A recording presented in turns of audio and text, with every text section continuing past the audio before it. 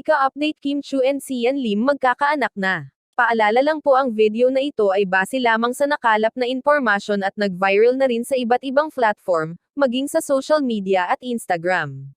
Usap-usapan ngayon ang balitang nagdadalang tao na ang aktres na si Kim Chu sa unang anak nila ng kanyang longtime partner na si Sian Lim, base umano sa kanyang mga bagong upload na litrato. Klaro na ang baywang nito at lumalaki na ang tiyan, at say naman sa aming source, mailap si Kim Chu sa gustong mag-interview sa kanya, at ilang araw na rin itong absent sa pagiging host sa noontime show na It's Showtime. Si Kim ang isa sa special host ng It's Showtime na nagbibigay saya sa madlang people sa tuwing bandang hapon.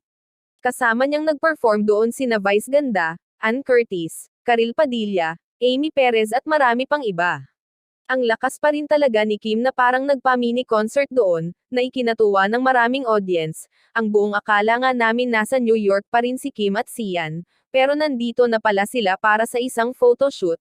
Pagkatapos niyang mag-shoot, tumalilis na sila ng alis, kaya nataranta na kami kung saan namin sila hahanapin, pahayag ng aming source. Mabuti at nakita namin silang nasa kotse kaya sinugod na namin ito. Kinumusta namin kung totoo ba ang balita, pero hindi niya ito diretsyang sinagot. Sian and I are going strong, siyempre mas maganda kung magpakasal muna bago magkaanak, masayang sagot sa amin ni Kim. Tinanong din namin ang aktor na si Sian, kung ano ang masasabi niya sa sagot ni Kim. Good.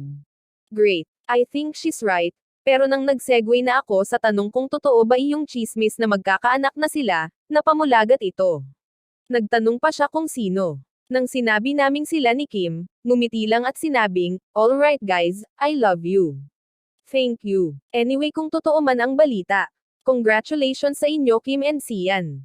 Ikaw, ano ang masasabi mo? Kung bago ka pa lang sa chika ko, please huwag kalimutan mag-like, mag-subscribe at i-click ang notification bell upang lagi kang update sa chika ko.